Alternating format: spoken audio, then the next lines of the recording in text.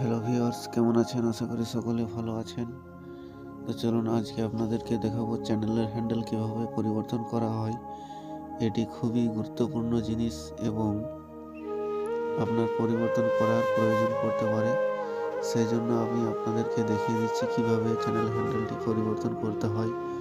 তো তার আগে বন্ধুরা, চ্যানেলটি সাবস্ক্রাইব করে রাখুন। চ্যানেলে নতুন হলে চ্যানেলটি সাবস্ক্রাইব করে রাখুন, লাইক করুন, কমেন্ট করুন।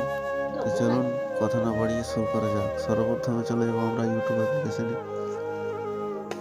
অ্যাপ্লিকেশনে যাওয়ার পরে আমরা নিচের দিকে ডান দিকের পরে নিচের দিকে প্রোফাইল আইকনে ক্লিক করব। প্রোফাইল আইকনে ক্লিক করার পরে এখানে দেখতে পাচ্ছেন ভিউ চ্যানেল যে অপশনটা রয়েছে, ভিউ চ্যানেলের উপরে ক্লিক করব।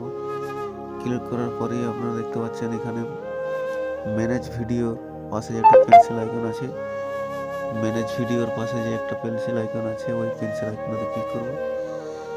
ক্লিক করার পরে দেখতে পাচ্ছেন এখানে চ্যানেল নেম এবং হ্যান্ডেলের পাশে যে পেন্সিল আইকনটা আছে, হ্যান্ডেলের পাশে পেন্সিল আইকনটায় ক্লিক করব। ক্লিক করার পর দেখতে পাচ্ছেন ইউটিউব নিজে থেকেই একটা আমাকে হ্যান্ডেল দিয়ে দিয়েছে, তো এটা চ্যানেলের সাথে আমার হ্যান্ডেলে মিস হচ্ছে না, সেই জন্য আমি এটাকে পরিবর্তন করে চ্যানেলের নামেই আমি হ্যান্ডেলটা রাখতে চাইছি। আপনারা দেখুন,